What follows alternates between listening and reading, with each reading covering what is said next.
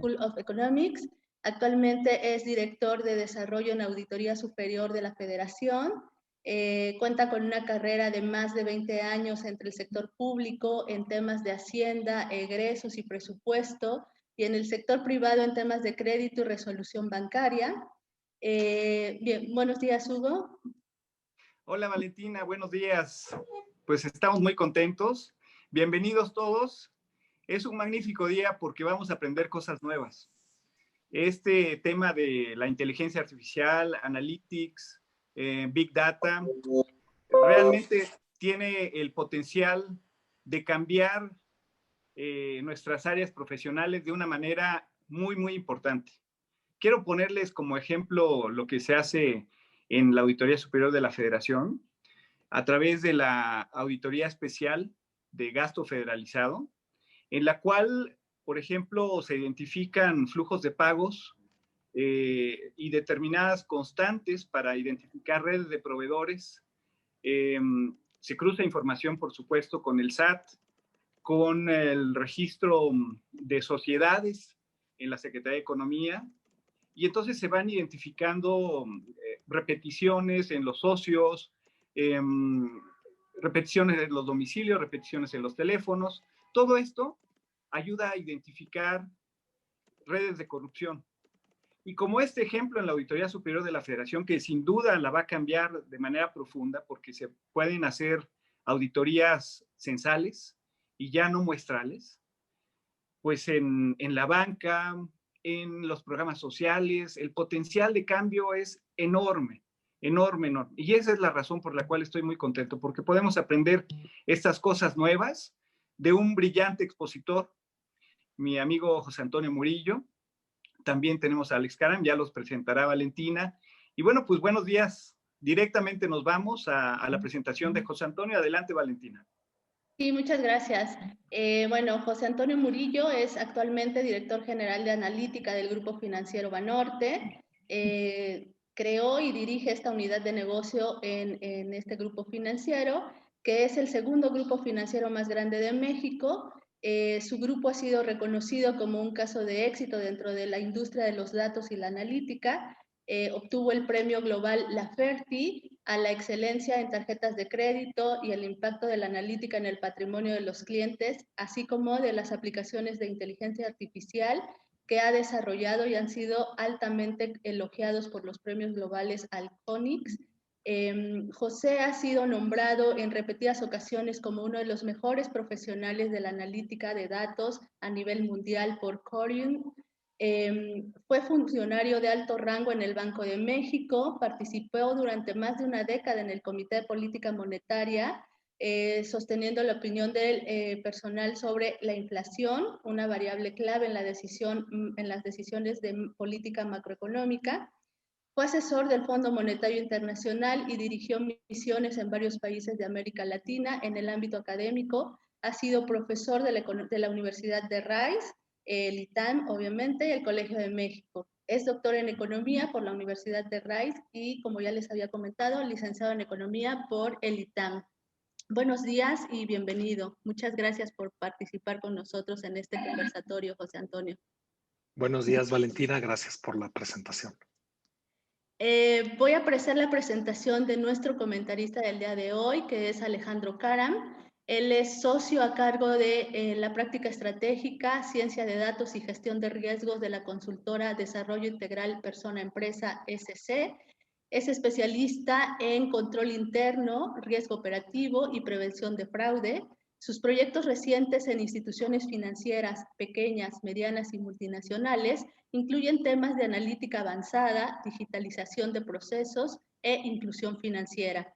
De su carrera de más de 25 años como consultor interno y externo, se puede destacar en el sector público como asesor del secretario de Hacienda y en la industria financiera. Cuenta con 12 años en áreas globales de riesgo en Citi, basado en Nueva York, Montreal y la Ciudad de México.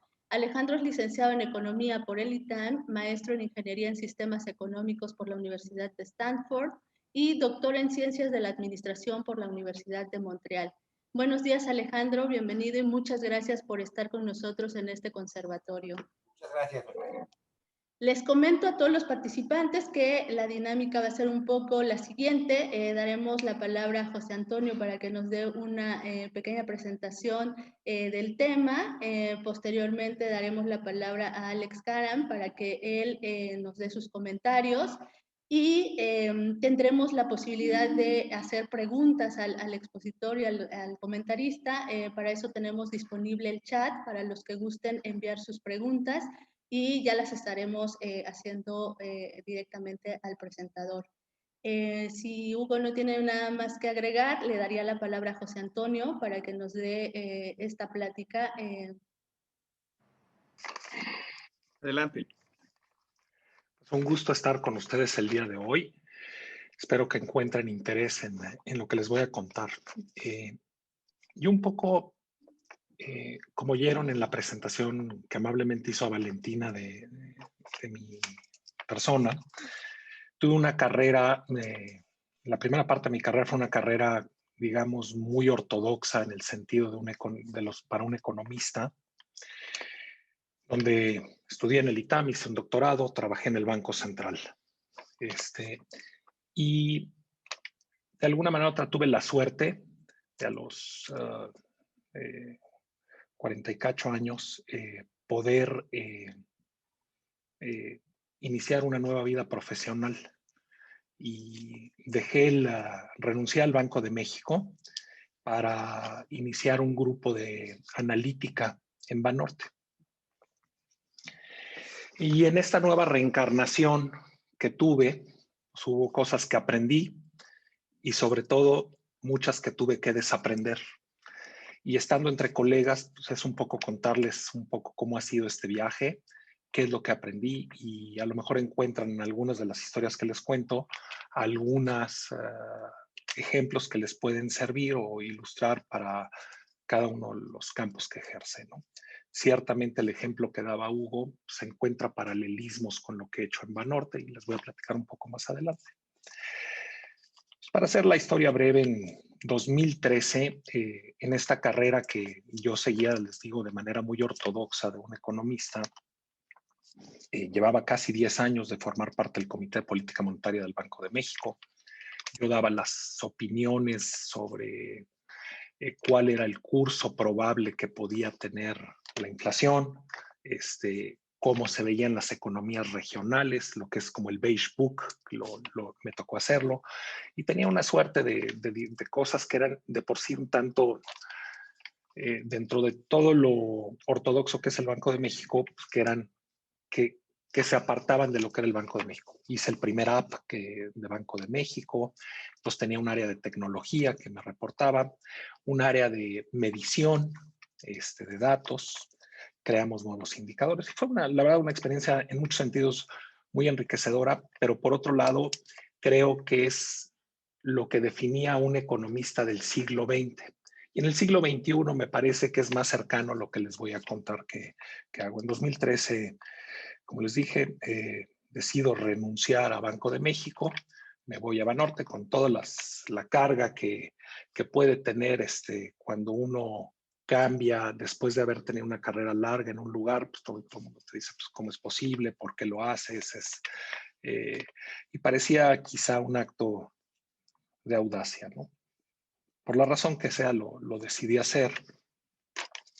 Y en ese momento que yo entro a Banorte, Banorte era el cuarto grupo financiero del país en tamaño, medido por administración de activos, con una rentabilidad que iba en declive ya por algún tiempo. Y lo que había sucedido es que el modelo, digamos, de crecimiento de Banorte, que había crecido a base de adquisiciones, se venía agotando, ¿no? Y hay una decisión en ese momento de transformar al banco. Una decisión que además viene con un cisma al año después de haber yo tenido ese trabajo que te da la seguridad de un trabajo en Banco de México, que pues, nunca corren a nadie, me cambio a un lugar donde efectivamente pues, había cambios abruptos y al año de haberme cambiado, quien me invita a trabajar, que era Guillermo Ortiz, sale de la organización, sale también el anterior CEO y les hablo al inicio de 2015 yo ya había enrolado a cerca de 10 personas que habían dejado trabajos en distintos lugares de alto renombre y prestigio para venir y fundar esta unidad de analítica. Y la idea con la que se funda, también les voy a decir, fue un tanto curiosa, porque, pues bueno, pues resulta que la primera cosa que me dicen es, está muy bien, te vamos a dar el financiamiento para que hagas esta unidad de analítica, pero en un año tú nos tienes que dar 10 veces en utilidades lo que invertimos en los salarios de las personas que vas a traer. Todo esto en medio de ese cambio que se da en la organización, donde salen las personas que me habían invitado, y pues un poco les diría que hay una buena dosis de suerte en esta historia, porque justo con ese cambio de guardia sale casi el 20% del equipo directivo. Y en el primer trimestre que se están dando esos cambios, pues yo ya había generado no 10 veces el valor de lo que me habían pedido, sino 20 veces en el primer trimestre. Eso eran cerca de 500 millones de pesos en el momento. Quizá los había generado, había identificado dónde estaban. Y esa es quizá la parte más clara. Había encontrado dónde estaba la bolsa de valor. Y eso tiene que ver con que, pues, lo disruptivo que es la analítica en cualquier organización, porque de alguna manera otra encontrar 500 millones de pesos simplemente con un análisis de datos, pues, lo que revela es pues, que había algo que estabas haciendo de manera distinta y que podrías haber cambiado. Entonces, pues, entran muchos cuestionamientos internos que se hacen responsables de distintas áreas y empieza a preocupar y a haber quizá un rechazo a esto. Entonces, de identificar el dinero a traerlo, pues pasa un tiempo en donde que les diría que es un elemento importante. Hay una parte técnica y hay una parte de construcción de consensos para que una vez que se identifica que hay un valor que efectivamente se logre materializar. En esta historia, les decía, Banorte en ese momento era el cuarto en el sistema. Veíamos desde atrás a Santander, muy lejos también a Citibank.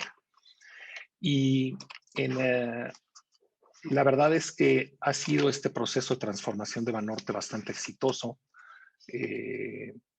En ese periodo pues, realmente recuperamos la rentabilidad, una tendencia de rentabilidad que sí se vio interrumpida durante la pandemia, pero antes de la pandemia éramos el banco más rentable del sistema financiero mexicano. Rebasamos a nuestros competidores internacionales, a Citi y a Santander. Los vemos ahora desde el retrovisor.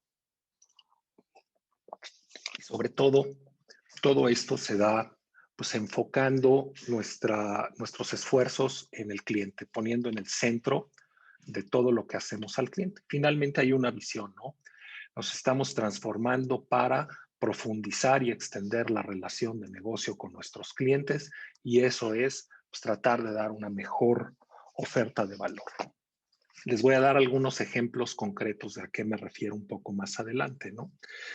Y un poco de manera más personal, pues, dado que estamos entre colegas economistas, ¿qué es lo que significó esta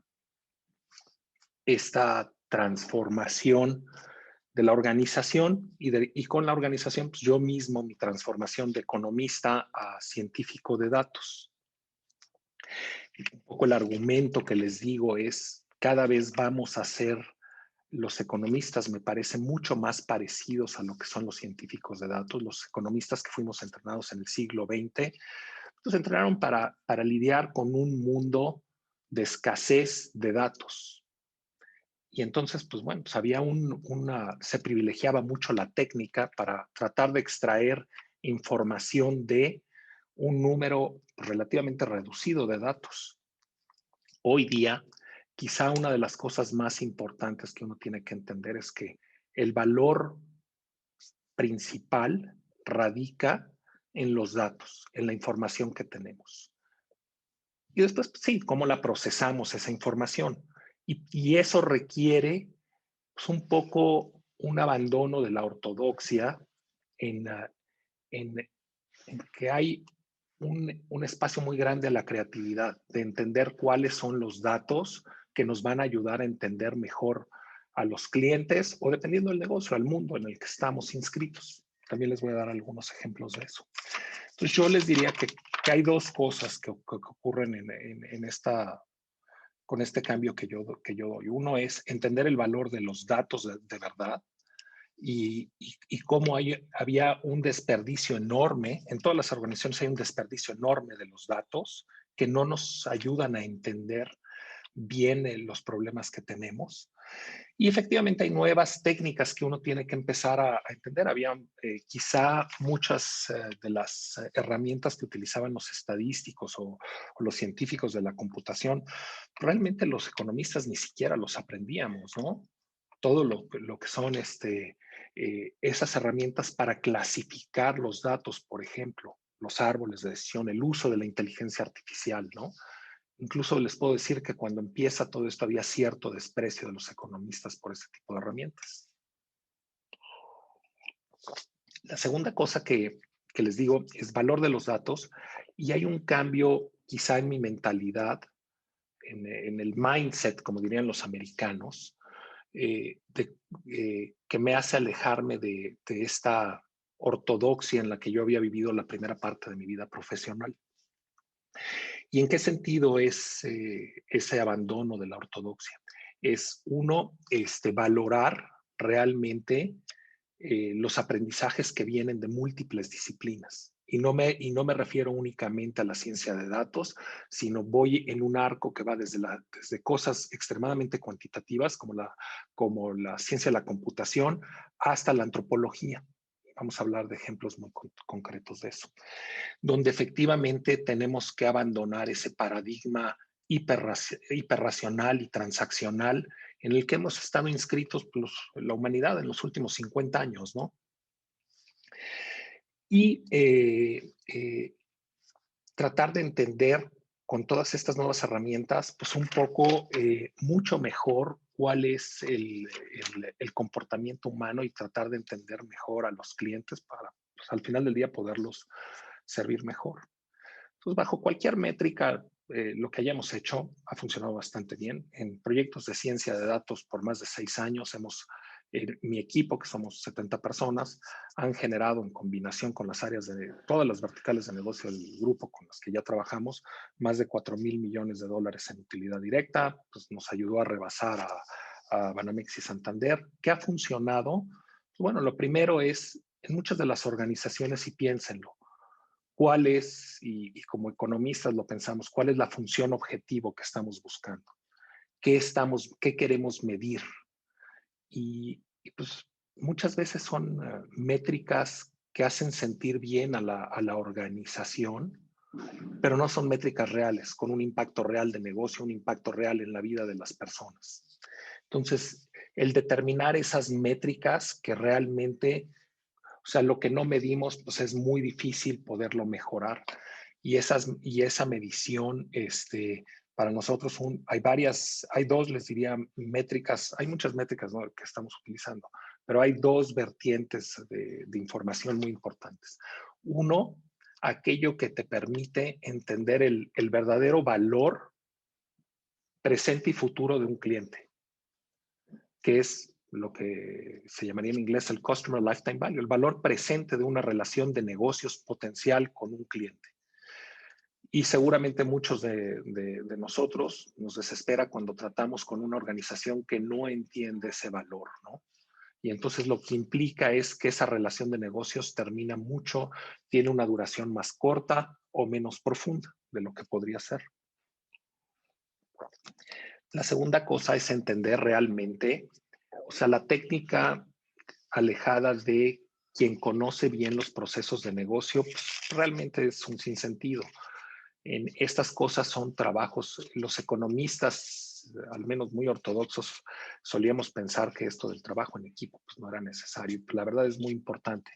Y es muy importante entender y recuperar el valor de negocio y el conocimiento y la experiencia que tienen las personas pues, que han trabajado en eso mucho tiempo, para poder entender dónde están las barreras en la relación con los clientes y poderlas remover. La tercera cosa que yo creo que nos funcionó fue el poder establecer prioridades con claridad. Y eso pues, yo creo que vale para muchos negocios, ¿no? O sea, al final del día llegan de repente un grupo que empieza a funcionar y pues hay múltiples peticiones y al final, por más grande que uno tenga un equipo, los recursos son escasos y uno tiene que priorizar. Y la manera como nosotros priorizamos es focalizándonos nuestros esfuerzos en aquello que pueda generar valor para los clientes y para la organización.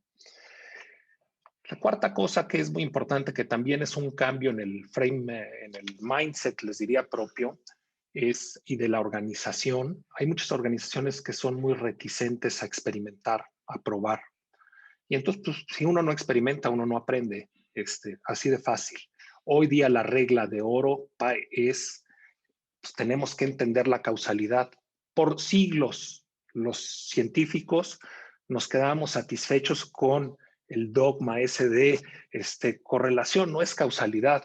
Pues sí, pero pues no nos sirve de nada entonces todos los esfuerzos si no entendemos cuál es la causa.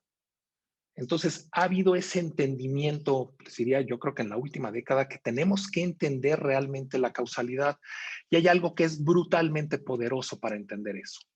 Y es el uso de todas estas técnicas experimentales, como las que utiliza para un tema de crecimiento y desarrollo Esther Duflo y Banerjee, que recibieron hace poco el premio Nobel. Es la regla de oro, ¿no? Hay que experimentar, hay que probar, y eso pues, es lo que son el uso de experimentos donde uno tiene un grupo de control, un grupo de tratamiento, igual que los médicos. A unos se les da un placebo, a otros se les da la medicina, y vemos cuál es el efecto del medicamento. Pues, ¿cuántas organizaciones no responden a la idea del Illuminati en curso, que es seguramente la persona que tiene el mayor sueldo de la organización, y pues se le ocurre una idea brillante, se establece y eso se queda 20 años? Pues bueno, todo esto les diría que hay un cambio en la voluntad de experimentar y decir, bueno, voy a probar esto y no lo doy por sentado y lo pruebo con un grupo pequeño y si funciona lo expando a la población. Pero eso lo que hace es democratizar las ideas al interior de las organizaciones, donde no hay alguien que tenga el monopolio de las buenas ideas. Evidentemente hay algunas cosas que no pasan la prueba de la risa y pues dices, pues, bueno, nos puede probar todo, ¿no? Pero si es algo que sea razonable, se debe de probar y debemos de saber cuál es el verdadero efecto. O sea, no es nada más, bueno, pues voy a dar un descuento del 2% en las compras navideñas. Bueno, ¿y eso qué? ¿Cuál es el efecto que tiene? Bueno, pues es que se le ocurrió al jefe y de lo que se trata es de desterrar ese hipopótamo. Los americanos le llaman de highest paid person opinion, la opinión de la persona mejor pagada de la organización. Y eso es un cambio brutal en una organización cuando ocurre. Creo que también algo que funciona, bueno, una vez que uno empieza a experimentar y encuentra y lo hace de una manera intensa, pues bueno, pues ¿cómo lo llevo a las poblaciones grandes? Y para eso utilizamos herramientas de inteligencia artificial para encontrar, esto funciona con este grupo de la población, ¿cómo lo llevo a un grupo más amplio? Y es donde hay realmente un impacto en la organización y para eso la inteligencia artificial tiene un efecto muy importante. Hay muchos usos de la inteligencia artificial y les diría que pues, idealmente pues, uno empieza a usar la inteligencia artificial ya que explotó la inteligencia natural, ¿no? Porque muchas veces uno se da cuenta que empieza a utilizar la inteligencia artificial sobre problemas que realmente no necesitamos oír 3,000 conversaciones con clientes. Hay que escuchar una para darse cuenta que los diálogos que se escribieron para los ejecutivos para lidiar con el cliente no están respondiendo las preguntas. Solo toma que haya algo de sentido común al tratar de escuchar eso. Entonces, inteligencia artificial importante para expandir, importante para entender, pero brutalmente necesaria la inteligencia natural, ¿no? Y muchas, es común en todas las organizaciones.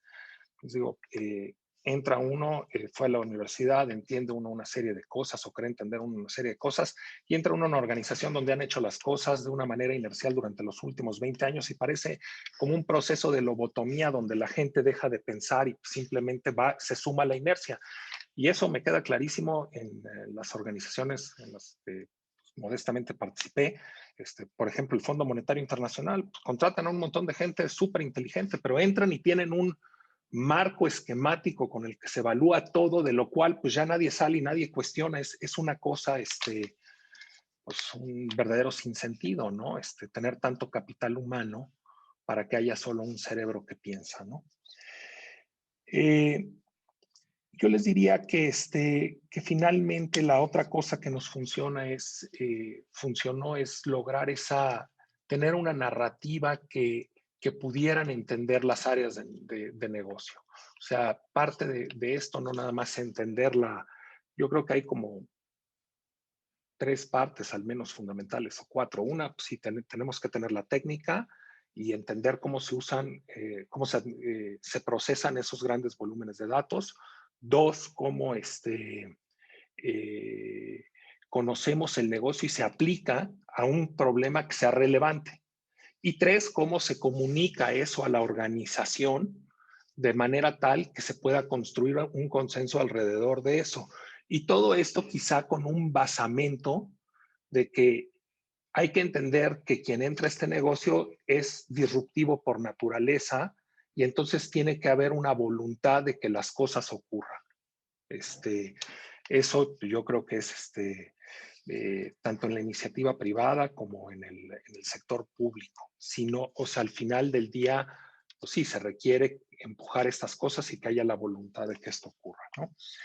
Entonces, yo quisiera concluir mi intervención en el conversatorio antes para que sea realmente un conversatorio y no un monólogo, con 3 ejemplos muy concretos de cosas donde utilicé la ciencia de datos para Banorte. Y 3 ejemplos que no los voy a, que no, los elegí no necesariamente por el valor económico que representaron, sino por el interés y el ejemplo que les puede ilustrar de cómo está cambiando esto el negocio de los economistas. El primer ejemplo que le voy a llamar Yo tengo otros datos. Y al inicio de la pandemia nos quedó muy claro que teníamos que entender cuál era el ritmo al que se iba a recuperar la economía. Y encontramos que había un problema con los datos macroeconómicos, que pues estos vienen con un rezago pues bastante grande. Pues, tienen que pasar un par de meses para yo saber lo que pasó hace un par de meses y pues yo tengo que estar tomando decisiones hoy. Entonces, en ese momento, en abril, encontramos esa necesidad y lo primero que hice fue un modelo de corto plazo del IGAE, del PIB mensualizado, que es eso le llamamos modelos de nowcasting.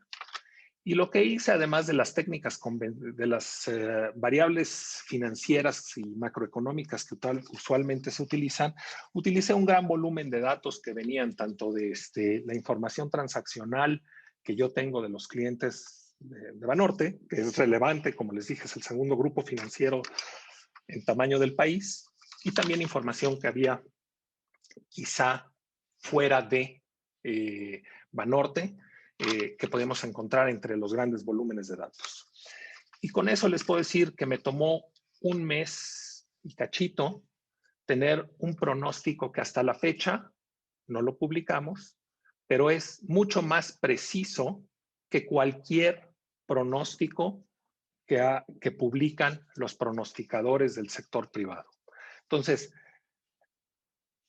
lo que les digo es, me tomó un mes entrar a un negocio que llevaba gente toda su vida construyendo, que es pronosticar el crecimiento económico, y con un gran volumen de datos, pues realmente tuve una mucho mayor precisión a lo que tenía.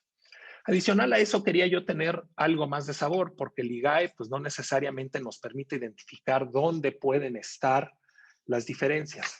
Y entonces lo que hice fue utilizar los grandes volúmenes de información que tenía para tratar de entender cómo venía el desempeño del consumo de la población y en distintos estratos. ¿Cómo iban las pymes? Son los grandes empleadores del país. Curioso, un amigo del Banco Central me dijo, oye, ¿por qué te preocupan las pymes? Le dije, bueno, pues no entiendo por qué a ti no te preocupan, más bien, ¿no? Y pude entender cuánto tiempo llevaba la gente fuera de casa o dentro de casa, que era pues, el gran motor, cómo iba el empleo, y lo podía tener al momento. Y pues al final del día me da pues una métrica en tiempo real de lo que está ocurriendo en el país, en muchos de los frentes, ¿no? Si a alguien le interesa eso, me puede preguntar al rato. El segundo ejemplo que les quiero dar, entonces eso es, al final, la construcción de estas variables no fue inmediata porque pues, no soy tan listo, se me ocurrió nada más lo del nowcasting, hacerlo primero y luego pasaron unos meses y dije, oye, ¿qué tal si hago esto, no? Y es como la historia del tiburón, pues no tienes que nadar muy rápido, nada más rápido que el que va al lado de ti, ¿no? Entonces, pero le estoy hablando de algo que es brutal. En 4 o 5 meses tenía una set de indicadores económicos que sé que al INEGI le tomó no sé cuánto tiempo construir su modelo de nowcasting. No tienen indicadores en tiempo real. Pues en 4 meses tengo indicadores mucho más precisos que las personas que utilizan los modelos y datos tradicionales y llevan 30 años en ese negocio. Segundo ejemplo. Es el ejemplo que se me hace más bonito porque también ha cambiado nuestra manera de pensar o está cambiando la manera de pensar en el grupo financiero. Y trata sobre pues, el ser humano progresó por ser recíproco, no transaccional. Ustedes, cuando pensamos en economía, pensamos que todo es una transacción, es yo te doy, tú me das, y eso es lo que define nuestra frontera de posibilidades de producción, la curva esta de comercio, pues yo tengo esta dotación inicial y pues la puedo transaccionar de esta manera. Pues bueno, yo les voy a decir que yo difiero después de haber vivido con ese credo muchos años. Me parece que es una manera realmente limitada de ver el mundo. Me parece que el ser humano progresó no por tener relaciones transaccionales, sino por tener relaciones de corte recíproco. Y eso, curiosamente, lo podríamos haber sabido, y me da mucho coraje no haberlo sabido antes, porque yo lo aprendí hasta los 50 años, cuando un estudiante de primer semestre de antropología lo aprende de inmediato. Y les voy a dar el ejemplo, y eso se lo pueden imaginar, o sea, cuando vivíamos en las cavernas, pues no es era una comunidad la que progresaba de manera conjunta, había algunos que iban a cazar, otros que hacían no sé qué, pero no es que le medían cada gramo, que le entregaban uno al otro, ¿no? Al que hacía el fuego respecto al que cazaba, ¿no? Había, y eso está inscrito de manera muy profunda en nuestro ADN. ¿Cuándo me di cuenta de eso? Y les voy a contar, es una historia breve que les voy a contar. Un buen día se acerca uno de los responsables de marketing y dice, oye, José Antonio, fíjate que tengo 7,000 paquetes de hamburguesas con papas y refresco y no sé qué hacer con ellos, van a expirar en 2 semanas. Dije, pues, ¿sabes qué? Vamos a regalarlos. Entonces fue algo como que para él, que nunca había, yo tuve una epifanía en ese momento y dije, bueno, si hay que 2 semanas, pues, ¿qué voy a hacer? Pues los voy a regalar, pero lo voy a hacer de una manera inteligente. Y lo voy a regalar a personas que yo quiera algo de ellos para poder profundizar la relación de negocio que tengo. Para poder profundizar la relación de negocio con un cliente bancario, ¿qué es lo que necesito? Pues lo primero es poder consultar su buró de crédito si le quiero poder otorgar un crédito y realmente iniciar una relación de negocios, pues que no nada más esté centrada en el débito, sino en la otra pata que es el crédito. Y resulta que eso es para obtener que un cliente te quiera dar el permiso de consultar su buró de crédito, pues bueno, pues resulta que, que eso pues puede, son tasas muy bajas de respuesta. Cuando yo le pregunto a alguien en un ATM si me deja consultar su ATM, la probabilidad de que me diga que sí, después de haber refinado eso N veces a través de distintos experimentos, es como un 5%. Pero ¿qué pasa si yo a un cliente le mando y le digo, oye, te regalo una paquete de hamburguesas sin ninguna condición, no te voy a pedir que me autorices nada. Te regalo el paquete, nada más dime si lo quieres. La respuesta también no nada más fue de shock para mis colegas, sino también de shock para los clientes. Hubo clientes que pensaban que los quería defraudar, como que les iba a regalar algo sin pedirles nada a cambio. Nunca habíamos hecho algo así, regalar algo sin ninguna condición. Bueno, salvo a los clientes muy ricos, que eso sí les regalan muchas cosas sin ninguna condición. Es lo que es. Pero, ¿qué hice? Mando los regalos, me contestan si lo querían o no querían este paquete de hamburguesa de Burger King. Un paquete que el valor de mercado de eso debe ser como 60 pesos. Para mí es un costo como de 15 pesos, para dar una dimensión de lo que estamos hablando. Y lo definí en grupos bien definidos, a los que eran estadísticamente idénticos, y a unos de ellos les pedí un día después que me autorizaran, de una manera totalmente desligada del otro, que me autorizaran consultar su buró de crédito, a otros 2 días, 3, 4, 5 días después. Y entonces encuentro que efectivamente de una tasa de respuesta del 5%, al primer día, si yo te pedía sin ninguna condición que me autorizaras el buró de crédito, saltaba 16%. Al segundo día, 22%. Tercer día, 17%. Y entonces me doy cuenta que la reciprocidad tiene una forma de campana, que además es robusta por género, edad, condición socioeconómica.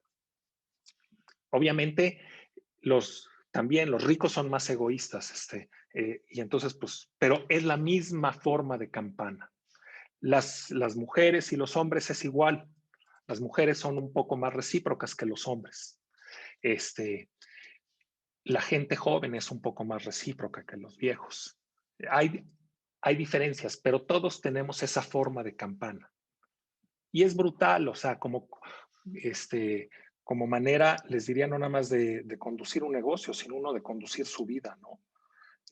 La humanidad se ha ido moviendo a este modelo brutalmente transaccional, ¿no? Cuando probablemente hay muchos espacios por donde podríamos dejar espacio a esa incertidumbre que da la reciprocidad. Sí, no sé si han oído de la historia, por ejemplo, de los anillos de Kula.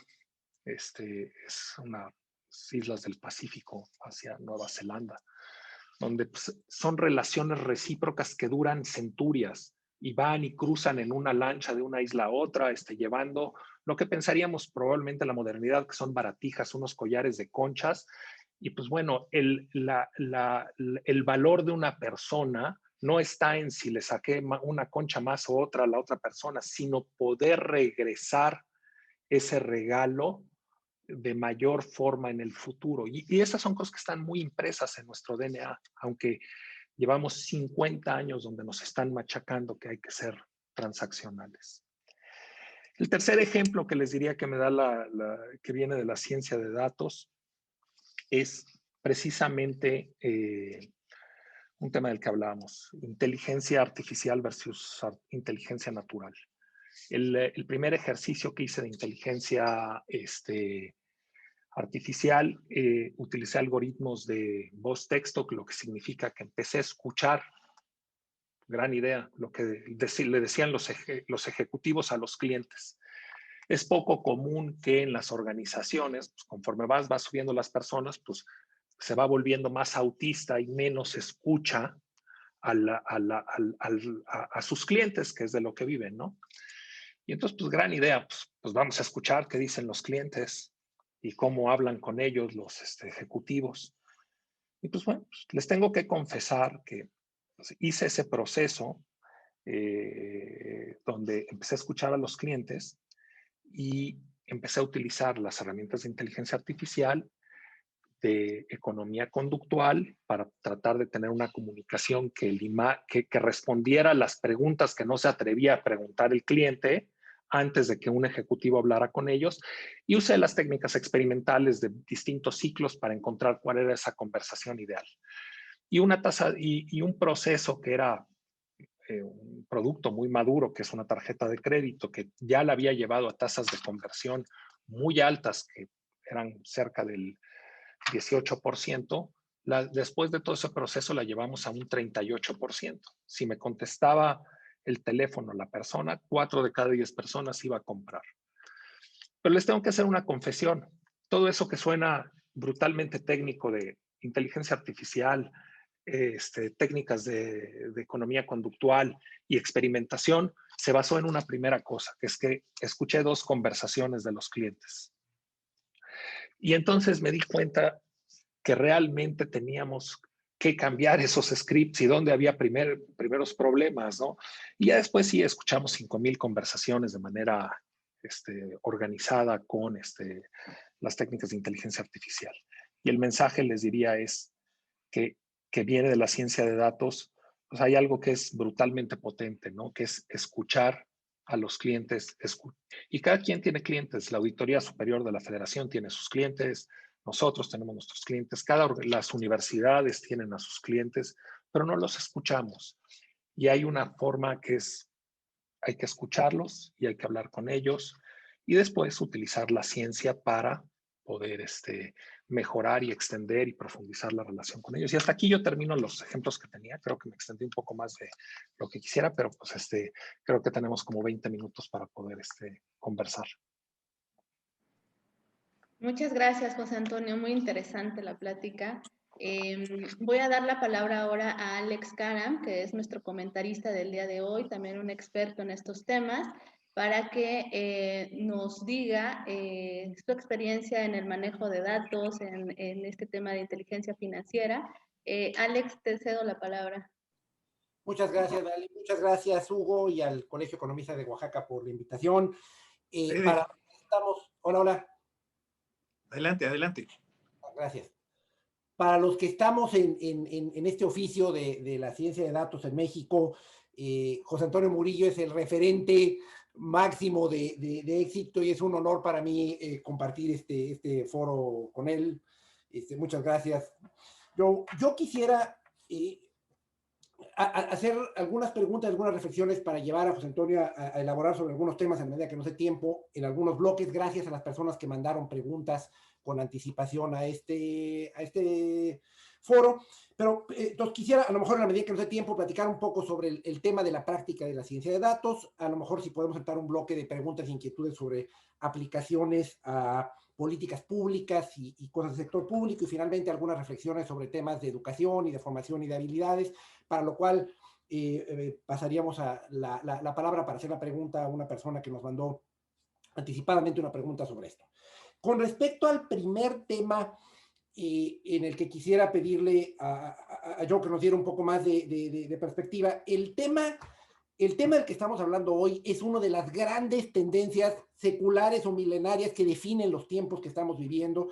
Lo vemos en todo, permea todo, pero por otro lado, para la mayoría de nosotros es una cosa remota, exótica, estelar, y en un extremo del espectro están a lo mejor Google y Facebook y los que nos imaginamos que son los grandes ejecutores de este nuevo paradigma, y luego a lo mejor con lo que escuchamos hoy de José Antonio Murillo vemos que está el caso de Banorte, que a lo mejor ya está en el sistema solar, pero que para la mayoría de nosotros de todas maneras sigue estando muy lejos de nuestra realidad y de nuestra cotidianidad en lo que se refiere a la implementación.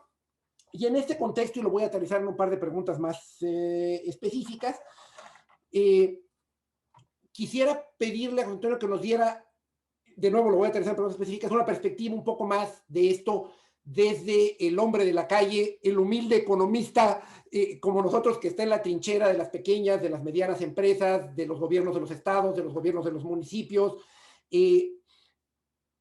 Me da la impresión, por la experiencia que he tenido con empresas desde los grandes bancos multinacionales hasta pequeñas y medianas empresas, hay un tema desde luego de mindset que nos hizo favor de explicarnos Antonio ahorita, en una manera diferente de pensar las cosas, en tener una actitud diferente hacia los datos, pero lo que yo he observado es que en todos estos esfuerzos en la práctica, de nuevo, tanto en organizaciones muy grandes como hasta en las empresas más pequeñas, el gran esfuerzo, el 90% del gasto, del esfuerzo, del trabajo en esto, no son los grandes algoritmos, no son las herramientas sofisticadas. En realidad el gran esfuerzo es tener los datos y conseguir los datos y tenerlos limpios y tenerlos accesibles. Y si le pasa a Citi, si le pasa a Santander, sin duda le pasó al menos al principio a Banorte. Desde luego la realidad de esto en una empresa pequeña es desbordante y acaba siendo una de las grandes barreras para entrar a esto, ¿no? Entonces, en efecto, yo creo que un mensaje muy importante que nos es, hay un tema de cambiar la actitud hacia los datos, hay un tema de cambiar de alguna manera la arrogancia que teníamos los economistas hacia estas cosas, desde muchas técnicas, pero en la vida real y en el terreno y en la trinchera, las dificultades de hacer esto son muy prácticas y una de ellas es el tema de cómo recabo los datos, cómo pienso en mis datos y cómo pienso en el esfuerzo y en la inversión necesaria para tener esta base de material y de valor a la que hacía referencia José Antonio. Entonces, en este contexto, la primera cosa que yo le preguntaría es si yo soy un economista de la trinchera que está trabajando en una pequeña empresa, en una mediana empresa, en mi negocio, ¿cómo arranco este proceso? ¿Cómo arranco este proceso de cambiar este mindset? ¿Y cómo arranco este proceso de allegarme de lo que se necesita de manera muy elemental para poder hacer estas cosas desde una perspectiva de los datos, ¿no? Otra cosa relacionada con esto es, en este fenómeno que estamos viviendo y en este tema ha florecido una gran cantidad de oferentes, de soluciones, de software, de plataformas, de consultorías. Hay una gran oferta de herramientas y de cosas asociadas con esto. Y al igual que en los demás temas y al igual que en los demás oficios, vemos en la ciencia de datos muchas, si no charlatanería, efervescencia tal vez de ideas y de ofertas y de cosas que están desconectadas, que era otra idea muy importante que expresó Antonio hace rato, de la realidad de los procesos de negocios. Y vemos que hay un montón de cosas que te ofrecen ciertas ideas analíticas o modelos o plataformas o cosas que no están en la práctica conectadas con la posibilidad de implementar en la obtención de los datos y en la conexión con los procesos de negocios de la vida real, ¿no? Alguien en tu posición, José Antonio, pues te llegan a coquetear de todo tipo de proveedores de soluciones, de consultores, de software, de algoritmos y de cosas, y con esa perspectiva que tú has tenido, pero de nuevo aterrizándola a la visión que tendría alguien que está en la trinchera de un municipio, alguien que está en la trinchera de una pequeña empresa, alguien que está en la trinchera de una mediana empresa que no tiene los recursos que tiene Banorte y la escala que tiene Banorte. ¿Qué consejo nos darías o cómo destilarías tu experiencia en términos de discernir en todo este mundo de ofertas y de efervescencia de fuzz que hay sobre el tema de la inteligencia artificial y de los datos? ¿Cómo destilarías tu experiencia en cómo discernimos qué herramientas, qué soluciones y qué cosas concretas tienen más sentido que otras, ¿no? Y desde luego esto es una intuición que has desarrollado a lo largo de muchos años, pero lo que estoy pidiendo aquí es que destiles para nosotros esa experiencia desde cómo lo vería una persona en la trinchera de la mayoría de las instituciones del país. Entonces, de nuevo, ¿cómo arranca el economista de la trinchera, aún logrando cambiar este mindset en el camino de la transformación hacia la ciencia de datos? Y cómo nos destilas tu experiencia en términos de discernir en este mundo de oferta que tenemos de cosas mágicas de ciencia de datos y de inteligencia artificial para ver qué tiene sentido y qué no. Yo empezaría ese bloque pidiéndote unas reflexiones en ese sentido. Haces muy buenas preguntas, Alex. Un verdadero honor que comentes las palabras que di. La primera pregunta que hace Alejandro es muy relevante. ¿Cómo empiezas, ¿no? ¿Dónde estás, ¿no? Y regreso, el valor está en los datos. Y entonces uno tendría que tener una sola fuente de la verdad. O sea, en cualquier lugar hay esas discusiones de, pues yo tengo otros datos. Entonces no queremos estar enfrascados en una discusión estéril sobre cuáles son los datos correctos. Y muchas veces la persona que dice que tiene otros datos, efectivamente tiene otros datos y están bien esos datos, como les dije, y son mejores que los que tienen los otros. Entonces sí me parece que empieza uno con los datos. Me parece que enfatizo el punto que dijo también Alejandro, que yo había ya mencionado, pues uno tiene que empezar dudando. O sea, este es el método científico y tiene uno que estar dispuesto a retar las ideas campeonas que uno tiene. Y lo puede hacer de varias formas. Les voy a contar una anécdota muy breve, porque viene al caso para los que trabajan en temas de macroeconomía y cómo es a veces necesario abandonar la ortodoxia. O sea, 2013, con un presidente recientemente electo, habiendo yo abandonado la función pública, llego a una nueva organización que era 10 veces el tamaño de empleados en la que yo había estado toda la vida, y como buen director de esa organización, trabajaban 150 personas a mi cargo. Entonces, pues, la vida era, pues, cómoda en el sentido que había mucha gente que podía ayudarle a uno. Yo llego a esta nueva organización con un chofer y una secretaria que, pues, que eran extremadamente, hacían la vida muy feliz, pero no ayudaban en la parte técnica, desafortunadamente. Y el presidente del consejo, entonces Guillermo Ortiz, me dice, oye, José Antonio, pues es que el nuevo gobierno está perdiendo pues de manera muy rápida pues prestigio, ¿no? Y yo me voy a reunir en 2 días con el secretario de Hacienda y le quiero sugerir algo para cambiar esto. Y pues yo todavía no sabía si tenía computadora, ni siquiera para trabajar. Entonces, la primera tarea fue, lo discutí con él y dije, oye, pues yo creo que un grave error que ha habido es la necedad en mantener los salarios mínimos bajos. Me dice, pues mira, eso puede ser una buena idea. ¿Por qué no lo exploras y nos vemos? Él también acostumbrado a mandar mañana con una propuesta. Entonces, a lo que voy es un ejemplo que uno puede hacer esto de manera con toda la sofisticación, como decía Alejandro, pero hay ideas que son básicas.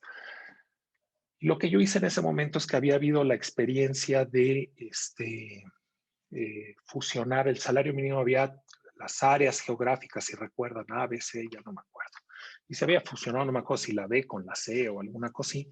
Y era lo que ocurrió es una especie de experimento natural, donde podíamos probar en grupos de la población lo que era la máxima que había tenido la ortodoxia económica en México, que decía, si subes el salario mínimo, va a haber desempleo y va a haber inflación. Pues bueno, pues, si uno hacía ese experimento natural y veía, oye, ¿qué pasó con la inflación en los lugares que subió más que proporcionalmente el salario? ¿Hubo inflación y hubo desempleo? Pues no hubo. Y no hubo porque realmente, pues es la razón económica por la que eso ocurrió es porque era una fracción muy pequeña de la demanda agregada. Y entonces se podía efectivamente proponer un incremento del 20% en el salario mínimo, sin que hubiera impactos en inflación, ni en crecimiento, ni en empleo. Y ese es un ejemplo donde, pues bueno, pues ¿cómo se midió? Sí, no fue un gran algoritmo. Se bajaron los datos y fueron algo tan complicado como estimar una diferencia de medias. Es significativamente distinta la inflación en el grupo que fue tratado con un incremento mayor en el salario mínimo a uno que no fue tratado, y el empleo cayó más o menos en esas regiones. Y es una diferencia de medias. No le estoy hablando de, obviamente, cuando hoy día conduzco intervenciones, sí se hacen de manera muy sofisticada, donde idealmente diseñamos quiénes son los participantes y que sean idénticos unos a otros. Pero este es un caso de un experimento natural que seguramente, si se hubiera diseñado bien, podría ser mucho más perfecto. Pero daba una idea clara de cuál era el rumbo que debía tomar eso.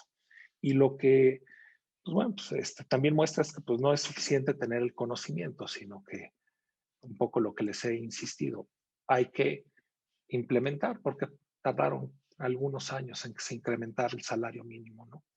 Este, el, el, el, el segundo ejemplo, o dentro de esto yo les diré entonces, datos, una sola fuente de la verdad. Segundo, dudar y probar. Y tercero, empiezas generando valor, porque por esencia es disruptivo. Entonces tienes, para que realmente la gente te vaya, o sea, tienes que construir algo de credibilidad, y eso genera recursos y empieza un proceso virtuoso. Entonces, pues eso es cómo empezaría yo. Pues bueno, pues empieza uno, y el inicio es quizá más fácil de lo que uno se imagina, porque si uno nunca ha usado los datos, pues hay un montón de oportunidades. Es lo que la fruta, hay mucha fruta que está al alcance de la mano y no hay que hacer mucho esfuerzo, pues nada más acercarse al árbol y, es más, a veces hasta recogerla, ¿no? Entonces, el inicio es más sencillo. Quizá lo que es difícil es sostener la dinámica, y para eso voy a la segunda parte de la pregunta de Alejandro. ¿Cuáles son las herramientas que se necesitan? Pues bueno, pues un poco como les dije en un inicio, con un Excel puede que sea suficiente. Generas valor y eso te va dando recursos para comprar cada vez herramientas más sofisticadas. Y la verdad es que hay muchas herramientas que ya también son gratuitas. Hay mucha inercia donde la gente en las organizaciones utiliza SAS para programar, porque pues bueno, pero pues hoy día el científico de datos usa Python y es gratis. O sea, el ejemplo que les dije yo de donde usé la inteligencia artificial por primera vez, sí hice el ejercicio, lo hice con IBM y demás, pero la verdad es que tienen soluciones de algoritmos de voz-texto, Watson, Amazon, hay un montón de opciones que son disponibles gratuitos para muestras relativamente pequeñas. Oye, nada más voy a poder escuchar 5,000 conversaciones. Bueno, pues, eso te va a dar un kilometraje brutal. Si yo les dije que con 2 avanzamos mucho y después sí sistematizamos y demás, pero entonces hay muchas herramientas que son gratuitas, y lo que es importante es, pues bueno, pues, qué herramientas y qué tan sofisticadas son, pues depende de la escala que uno tiene, ¿no? O sea, al final del día en este negocio pues sí es importante la escala. No es lo mismo hacer la analítica para una cadena pequeña de hoteles, que son 3 hoteles, y sí hay mucho valor ahí, pero pues bueno, pues hay un límite de recursos que pueden destinar a hacer esto, ¿no? Entonces, pues sí importa el tamaño de la escala para las herramientas que uno puede utilizar, pero el inicio puede ser con herramientas relativamente de uso general y gratuitas, y con eso uno va empezando. Muchas gracias. Elaborando en esto, yo quisiera nada más echar una porra a este punto que tú haces de las herramientas y de lo que tiene que hacer la gente para arrancar y dar este primer paso. Yo siempre digo que yo estoy convencido por mi trabajo en esto, que la herramienta de ciencia de datos más poderosa que se ha inventado es la Pivot Table. Y aunque la tengas que usar, que ya se puede con 100 millones de observaciones, hay que empezar, como dices, a lo mejor con Excel, ¿no?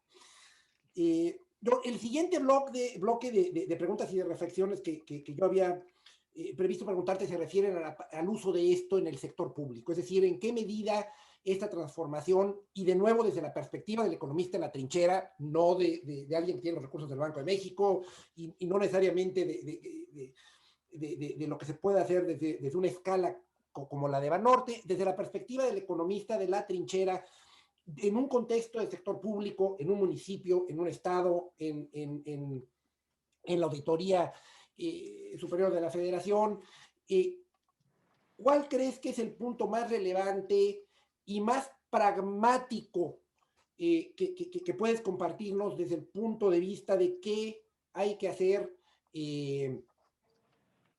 para avanzar en este camino del gobierno inteligente, del gobierno digital y de tener mucho más impacto, como típicamente pasa en el sector público, en el que pequeños cambios impactan a mucha gente? En tu perspectiva, ¿qué es lo que se puede hacer? Y había una pregunta específica del público que quisiera mencionarte para que nos relaciones con tu experiencia con respecto al tema de la identificación única. En México ha sido un tema que no hay una identificación única de la población, lo de la CURP ha funcionado más o menos bien, pero es difícil para las instituciones recabar la CURP. Está la referencia el ejercicio que se hizo en la India, de tener una base de datos biométrica masiva de todo el mundo.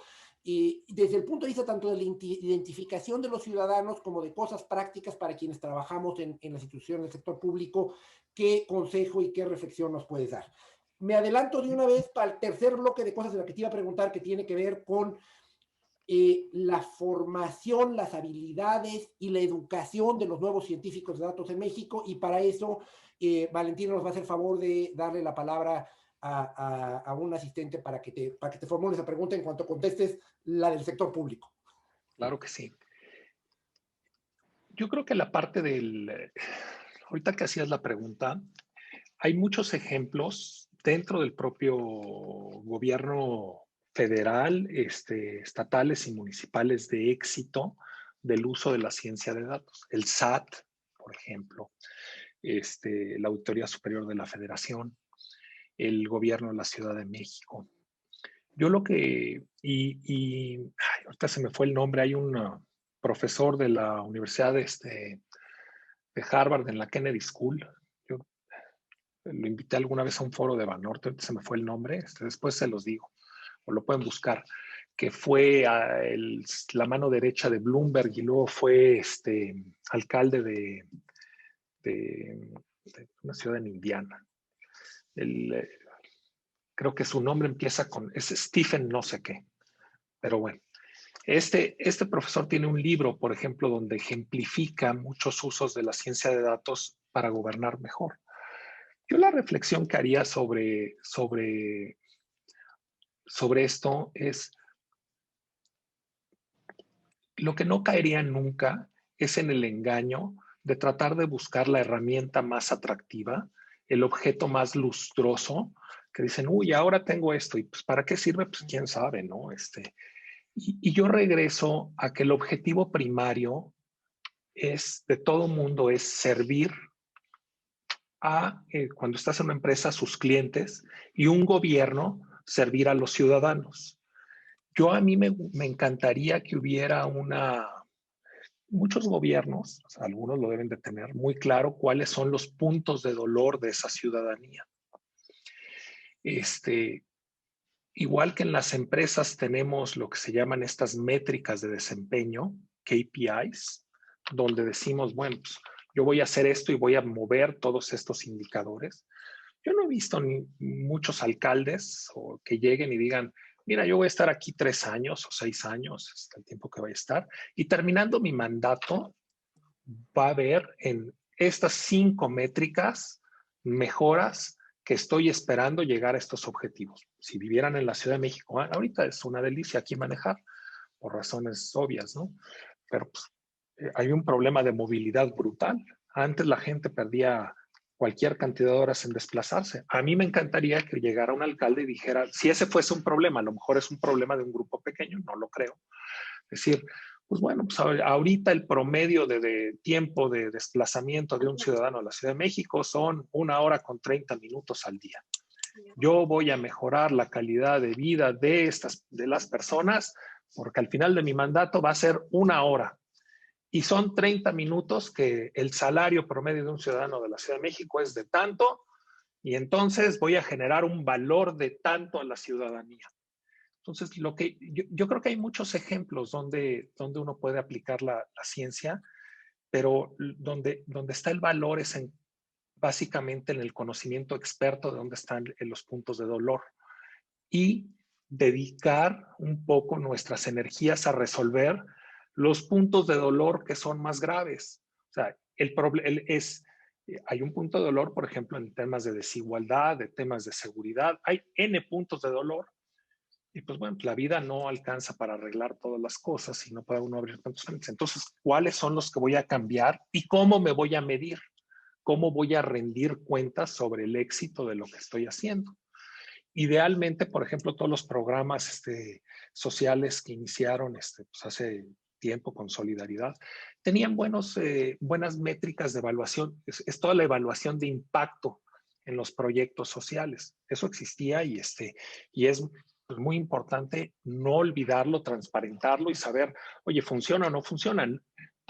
Entender que todos nos podemos equivocar. La única cosa es, pues, si nos equivocamos, corregimos y pues, hacemos algo diferente.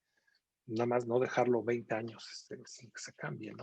Entonces, yo sí enfocaría en dónde está el valor y priorizaría. Y para eso se necesita pues, entender cuáles son los puntos de dolor de la ciudadanía. En cuanto a la identificación única, me parece que es un tema pues, bien importante y que no nada más se adolece en un gobierno, sino lo adolecen las empresas.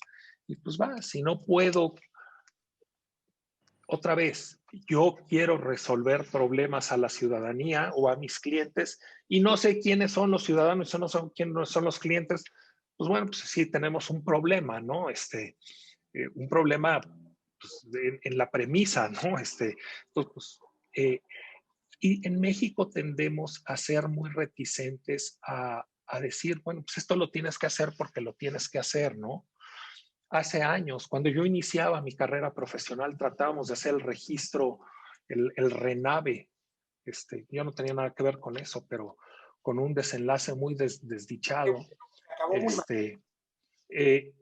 Pero pues hoy día no, han pasado, yo inicié mi carrera profesional de veras, a los 20 años. Tengo hoy 51, han pasado 31 años y pues creo que seguimos sin atajar el problema, ¿no? Entonces, pues bueno, o sea, sí hay una serie de cosas que tenemos que decidir, pues lo queremos hacer o no lo queremos hacer, ¿no? Y hay un costo de no hacer las cosas, ¿no? Es lo mismo, ¿no?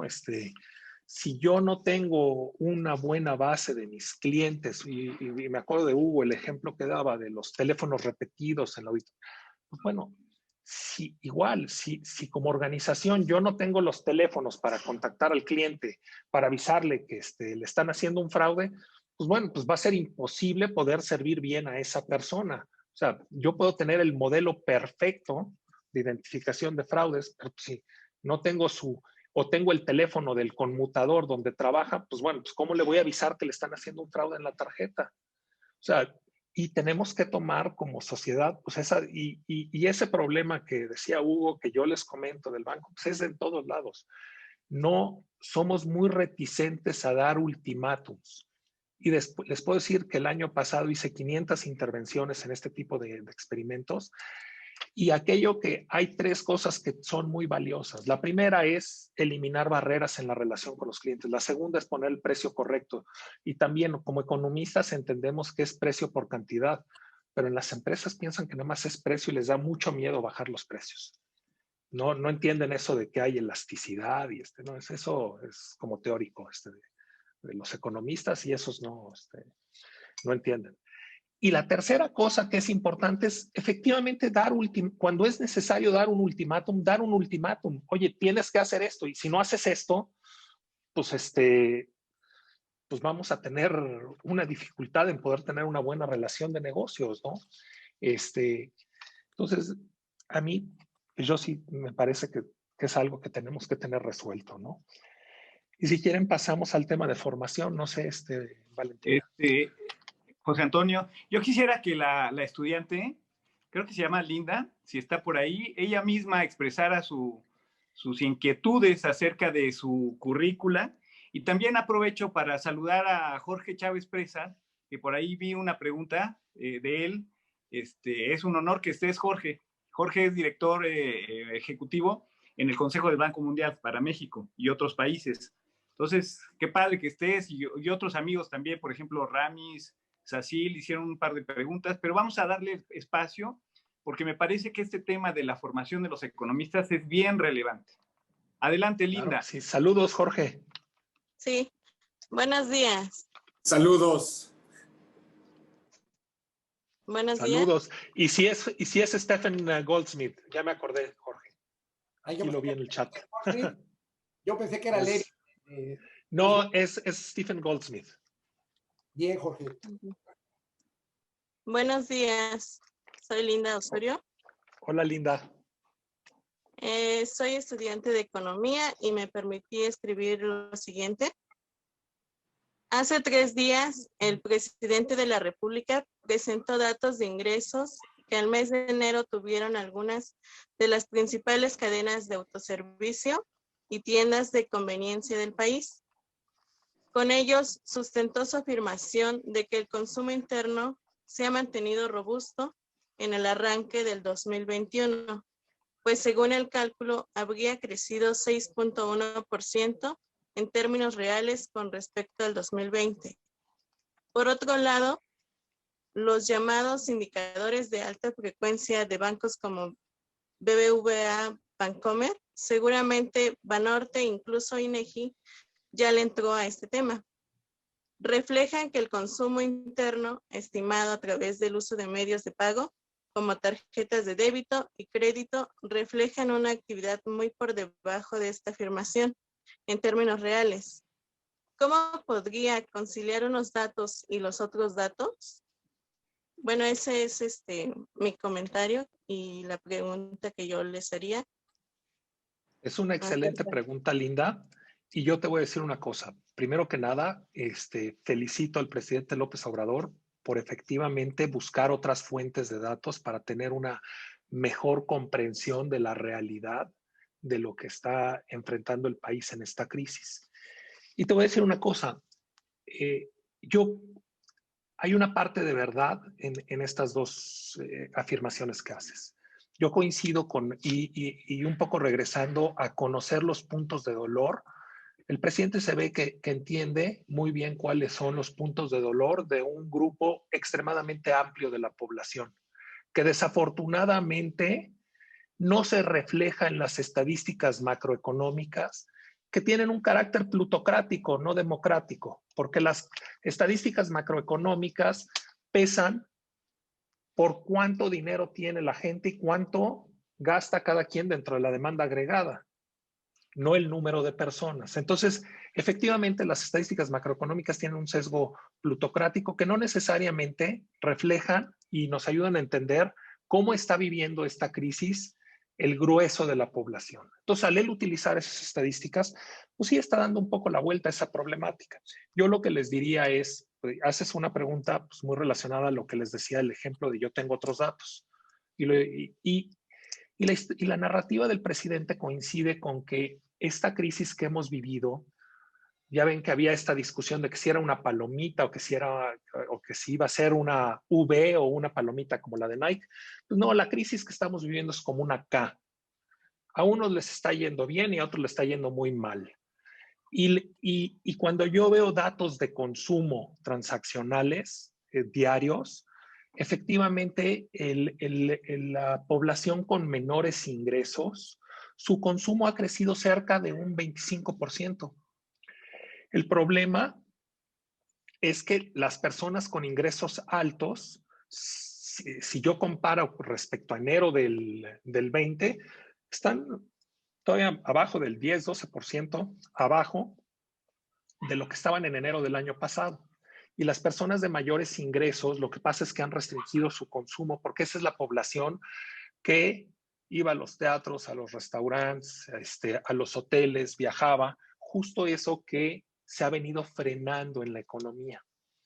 En las pymes, por ejemplo, hay también hay dos historias.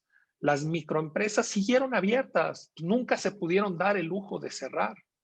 Las pymes, ya de más de 10 empleados, pues ahí sigue todavía,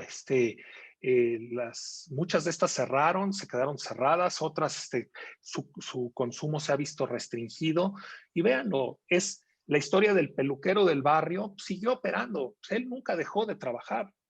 pero el señor que tenía su salón de belleza con 20 estilistas y manicuristas y toda esta parafernalia, pues ese sí se vio impactado. Entonces, estamos viendo una crisis con dos caras. En términos de ingresos, los ingresos de la base de la población han crecido, están por arriba de antes de la pandemia. Donde están las restricciones en aquellos que tenían ingresos más altos. Piénsenlo, cómo hay una serie de servicios que todo el mundo empezó a valorar y quizá hay una transferencia de riesgo que se dio. O sea, todos los servicios de repente empezamos a pedir, los repartidores, pues hay mucho más empleo para repartidores. Pues no necesariamente en otras áreas que eran de mayor ingreso, ¿no? O sea, pues que se veían las clases medias que ofrecían muchos servicios como otra vez hotelería, restaurantes. Evidentemente hay también un desempeño en casa de manera sectorial y pues bueno, pues los indicadores de movilidad al final del día, pues todavía seguimos viendo que no recuperamos la movilidad que había de manera anterior. Y mientras no se recupere eso, no se van a recuperar la demanda agregada de manera correcta. Pero eso no quiere decir que la base de la pirámide esté experimentando la crisis de manera tan dura como uno podría imaginar de otra manera. Es quizá esta clase media la que le está sufriendo muchísimo. Los también muy ricos, pues, pues esos pues tendrán sus recursos en la bolsa o quién sabe dónde y pues han de estar de fiesta, ¿no? Ok, Valentina. muchas gracias. Muchas gracias a Linda, muchas gracias a José Antonio. Desafortunadamente el tiempo nos va ganando el tema y obviamente las participaciones tanto de José Antonio como de Alex han sido muy enriquecedoras para todos nosotros. Yo tengo una pregunta que nos hicieron llegar que me gustaría hacérsela a José Antonio, que tiene que ver un poco con este tema de los datos, generar datos. Y la pregunta dice, ¿cómo diseñar políticas en México cuando la mitad de la población no cuenta con un RFC, cuando tenemos una buena parte de la población económicamente activa fuera de los registros, en economía informal? ¿Cómo podríamos conducir cuál sería tu opinión, José Antonio, sobre cómo hacer políticas cuando tenemos este efecto? O sea, es una muy buena pregunta y yo lo que les diría es, primero tenemos que, o sea, si queremos hacer ciencia de datos, pues hay que tener datos, ¿no? Si no, es complicado el asunto. Pero a veces tenemos bases de datos parciales y hay cosas que sí se pueden hacer. Y la única cosa que yo recordaría que es brutalmente, quizás yo me llevaría de esta conversación o el mensaje que querría decir es, esta idea de hacer políticas generales para todo mundo sin haberlas experimentado y sin haber probado y sin haber tenido un pequeño grupo de control o si lo hacemos tener grupos de control donde entendamos cuál es el impacto que estamos teniendo. Y siempre tiene que haber una evaluación de impacto, siempre tenemos que entender la causalidad de lo que estamos haciendo. De otra manera, no hay manera de que podamos aprender e ir mejorando, ¿no? Y todo mundo, cada organización pública o privada, hay un Illuminati que se le ocurre cómo es la verdad y cómo se deben de hacer las cosas. Eso se debe de confrontar y se debe de probar. No hay otra manera de progresar si no entendemos cuál es el efecto de lo que estamos diseñando. Pues la verdad es que está padrísimo este tema, este diálogo.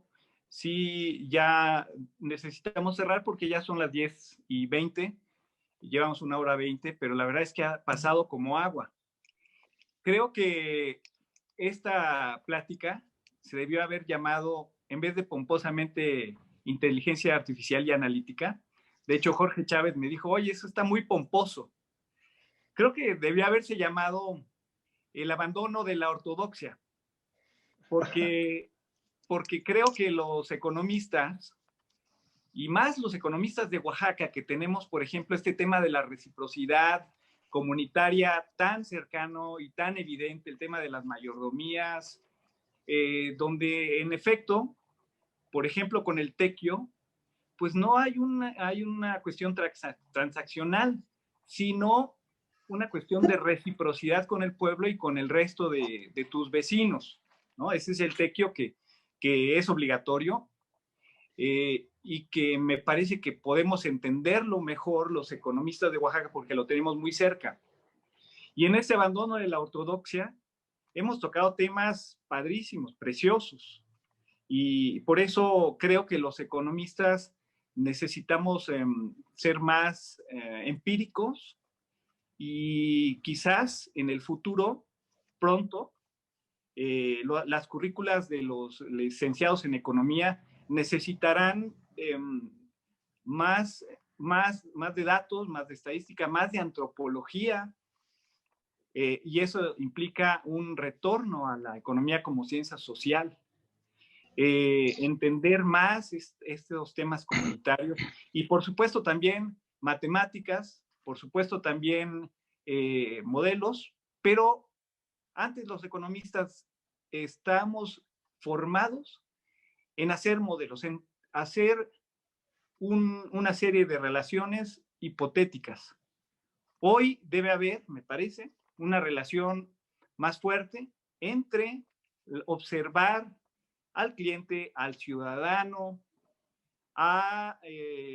el ciudadano, por ejemplo, que ve en la corrupción un gran problema, pero no le logramos transmitir cómo esa lucha contra la corrupción le va a significar a él que pueda tener un mejor nivel de vida. Pues agradezco a todos. Es que nos falta recobrar la economía política, hermano Murillo, ¿no? Se ha abandonado, y más con Gracias, todo respeto, que vienes del ITAM, pero bueno, qué bueno que tú pudiste saltar esas barreras de la tecnocracia. Economía política, nada más. Gracias. Gracias Arturo, gracias. Bueno, pues agradezco a todos, muchas gracias José Antonio, muchas gracias Bricio, Alex, encantado de tenerlos aquí con nosotros. Ojalá que pronto nos podamos ver en Oaxaca, así como estoy ahora con el back de la Biblioteca Francisco de Borgoa, que es un lugar espléndido para dialogar. Pues aguantemos un poco más, cuidémonos. Muchísimas gracias y buenos días.